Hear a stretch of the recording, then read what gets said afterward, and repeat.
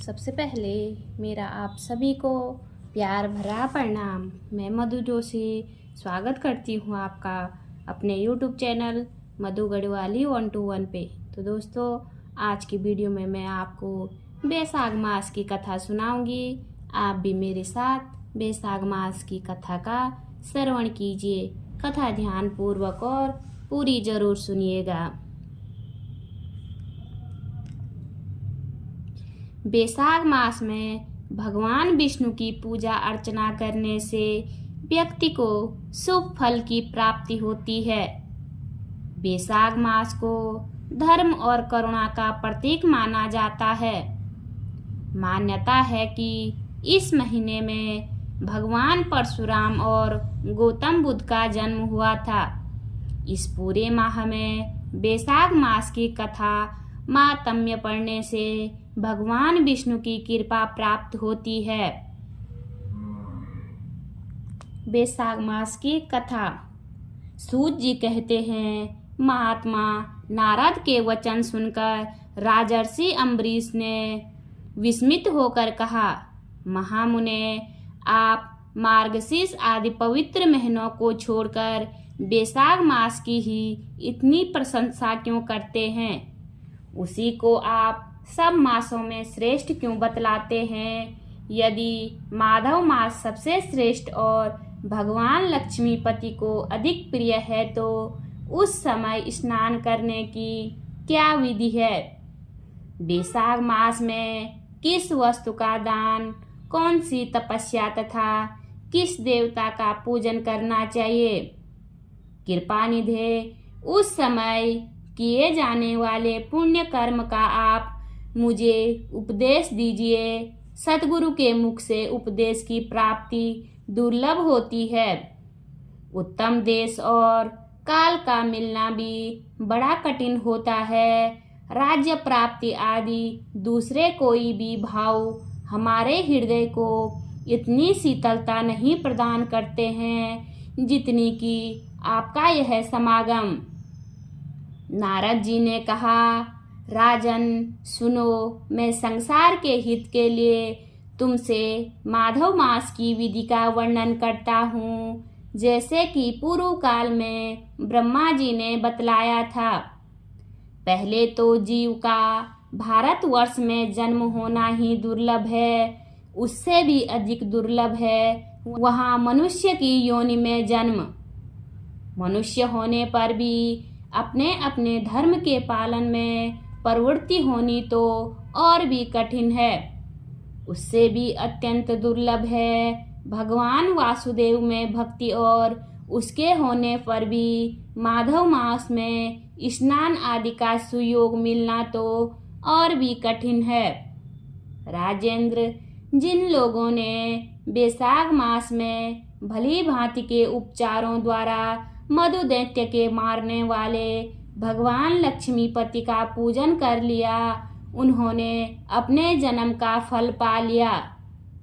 भला कौन सी ऐसी अत्यंत दुर्लभ वस्तु है जो बैसाख के स्नान तथा विधि पूर्वक भगवान के पूजन से नहीं प्राप्त होती?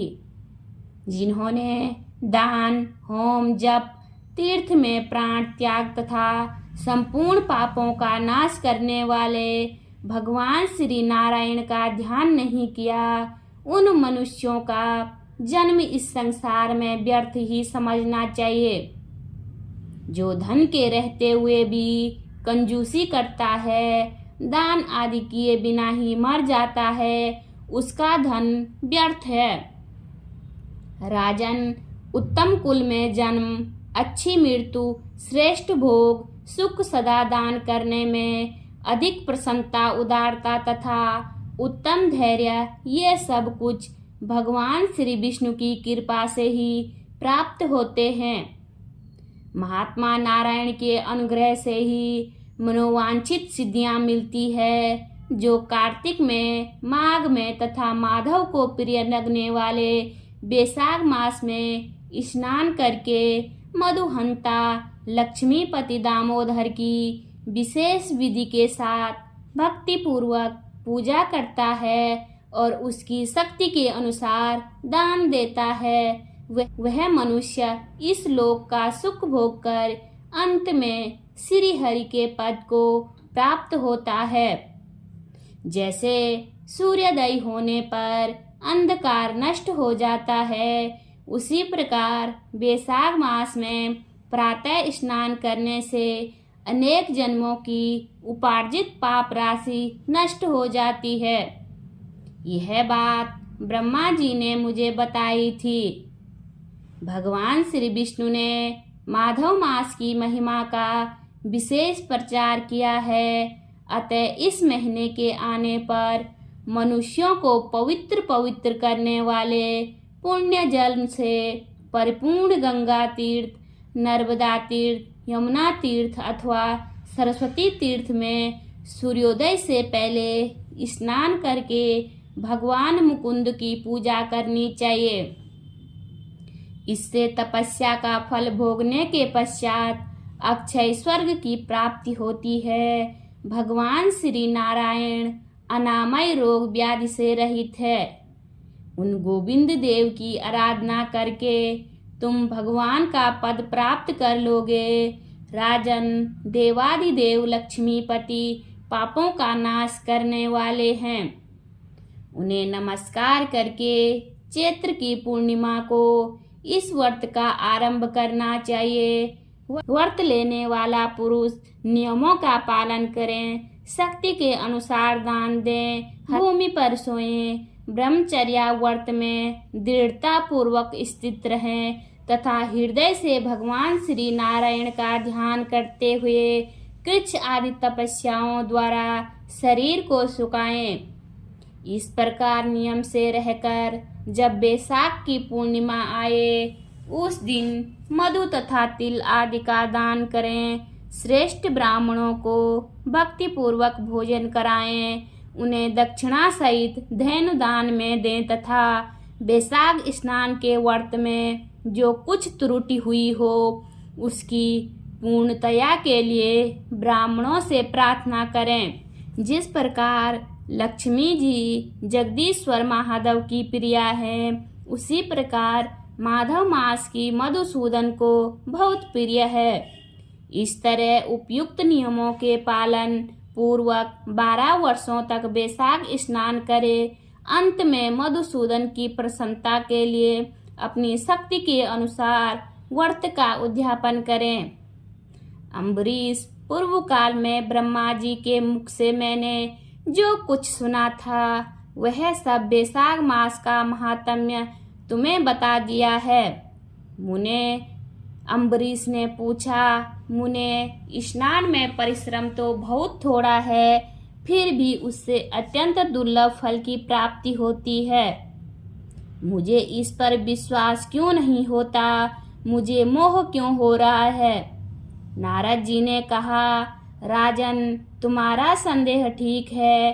थोड़े ही परिश्रम के द्वारा महान फल की प्राप्ति असंभव की बात है।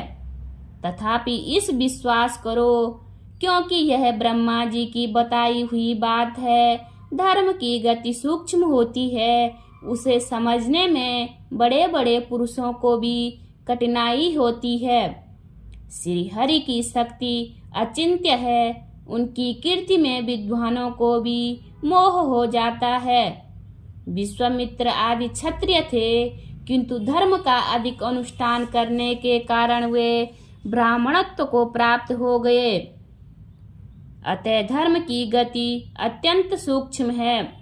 भूपाल, तुमने सुना होगा, अजामिल अपनी धर्म पत्नी का परित्याग करके सदा पाप के मार्ग पर ही चलता रहा। तथापि मृत्यु के समय उसने केवल पुत्र के स्नेहवश नारायण कहकर पुकारा।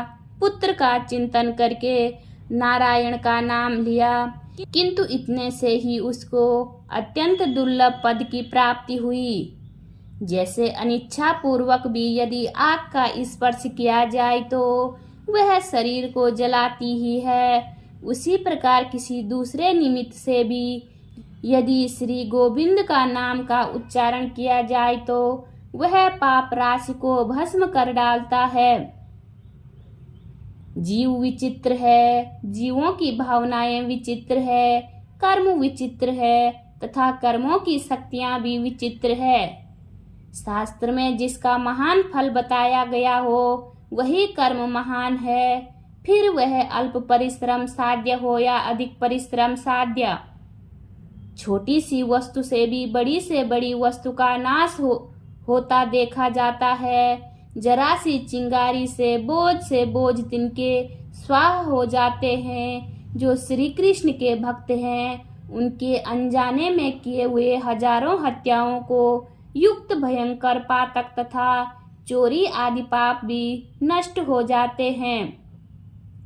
जिसके हृदय में भगवान श्री विष्णु की भक्ति है वह विद्वान पुरुष आदि थोड़ा सा भी पुण्य कार्य करता है तो वह अक्षय फल देने वाला होता है। अतः माधव मास में भक्ति पूर्वक आराधना करके मनुष्य अपनी मनोवांछित कामनाओं को प्राप्त कर लेता है। इस विषय में संदेह नहीं करना चाहिए। शास्त्र विधि से किया जाने वाला छोटे से छोटा कर्म क्यों न हो, उसके द्वारा बड़े से बड़े पाप का भी क्षय हो जाता है तथा उत्तम कर्म की वृद्धि होने लगती है।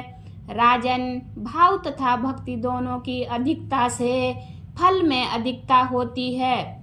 धर्म की गति सूक्ष्म है, वह कई प्रकार से जानी जाती है। महाराज, जो भाव से हीन है, जिसके हृदय में उत्तम भाव एवं भगवान की भक्ति नहीं है, वह अच्छे देश तथा काल में जाकर भी जीवन भर पवित्र गंगा जल से नहाता और दान देता रहे तो भी कभी शुद्ध नहीं हो सकता। ऐसा मेरा विचार है। अतः अपने हृदय कमल में शुद्ध भाव की स्थापना करके बैसाख मास में प्रातः स्नान करने वाला जो विशुद्ध चित्त पुरुष भक्ति पूर्वक भगवान लक्ष्मीपति की पूजा करता है, उसके पुण्य का वर्णन करने की शक्ति मुझ में नहीं है। अतः भूपाल, तुम बैसाख मास के फल के विषय में विश्वास करो। छोटा सा शुभ कर्म भी सैकड़ों पाप कर्मों का नाश करने वाला होता है। जैसे हरिनाम के भय से राशि राशि पाप नष्ट हो जाती है, उसी प्रकार सूर्य के मेष राशि में स्थित होने के समय प्रातः स्नान करने से तथा तीर्थ में भगवान की स्तुति करने से भी समस्त पापों का नाश हो जाता है। जिस प्रकार गरुड़ के तेज से सांप भाग जाते हैं, उसी प्रकार प्रातः काल बैसाख स्नान करने से पाप पलायन कर जाते हैं। यह निश्चित बात है।